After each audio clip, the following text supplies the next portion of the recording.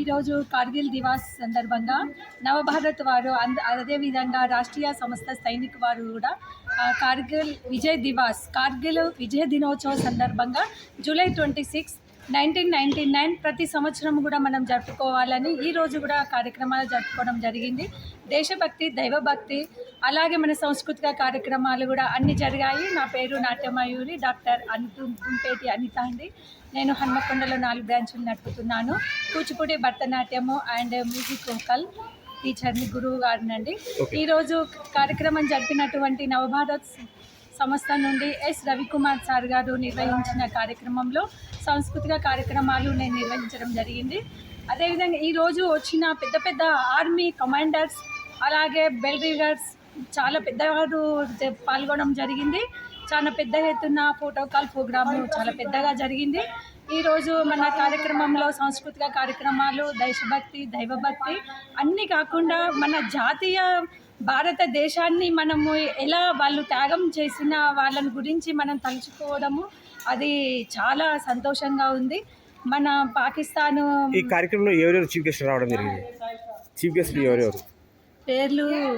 Okay, పర్వాలేదు. మీ సంస్థ ద్వారా ఇది ఎన్నో కార్యక్రమం. మీరు గురువుగా ఎంతమంది శిష్యుల్ని తయారు చేశారు? నేను నాట్యమయూరి గురువుగా నేను ఒక నాట్య గురువుగా 1000 మంది స్టూడెంట్స్ను కూడా చేయడం జరిగిందండి. ఎంతోమంది కూడా నా స్టూడెంట్స్ కూడా డాక్టర్స్ ఉండడము నాకు చాలా సంతోషదాయకము. మనము ఇంటి పక్కన మన కాలనీలో ఏమో దొంగలు పడ్డారు అంటేనే భయపడతాము. అలాగే మన భారతదేశాన్ని వీరత్యాగం చేసి కూడా ఎంతో ఆర్మీలు మన పాకిస్తాన్ నుంచి కూడా వచ్చే చొరబడుల నుంచి కూడా ఇండియాను కాపాడే ఆర్మీలను మనం ఇవాళ గౌరవంగా సన్మానించుకొని వారి త్యాగ ఫలాన్ని మనం చెప్పుకుంటూ సాంస్కృతిక పరంగా, దైవపరంగా కూడా వాళ్ళందరికీ సత్కరించుకోవడము, వాళ్ళు మన కార్యక్రమానికి వచ్చి చిన్నారులను, పెద్దోళ్ళను అందరినీ కూడా ఆశీర్వదించడం చాలా సంతోషదాయకంగా ఉందండి. ఈ కార్యక్రమం జరిపించిన కార్గిల్ విజయ్ దివాస్ నవభారత నిర్మాణం గారికి ఎంతమంది గురువులు వచ్చారు? ఎంతమందికి సన్మానం చేయడం జరిగింది? ఈరోజు నాట్య గురువులు కూడా 10 మంది రావడం జరిగింది. సింగర్స్ రావడం జరిగింది.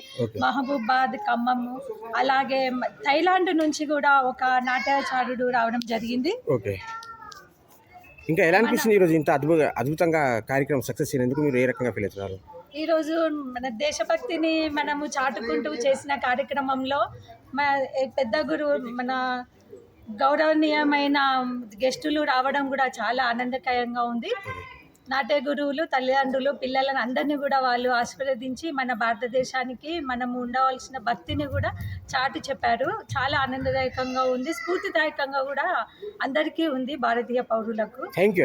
ముఖ్యంగా మనము రుణపడి ఉన్నది ఆర్మీ, మన త్యాగ వాళ్ళ ఫలం వల్లనే మనము ఇక్కడ ఈ పరిస్థితి ఇంత స్థితికి రావడం జరిగింది. వాళ్ళను రుణపడి ఉండాలి, ఎప్పటికీ వాళ్ళని మర్చిపోవద్దు. అదేవిధంగా రెండవది రైతుల వల్లనే మనము ఈ స్థాయిలో ఉన్నాము. కాబట్టి ఆర్మీని, రైతులను ఎప్పుడు కూడా మర్చిపోవద్దని ఒక నాట్యమయూరిగా అందరికీ కూడా, స్టూడెంట్స్కి కూడా మన సంస్కృతిపరమైన నాట్యాంశాలే కాకుండా దైవభక్తి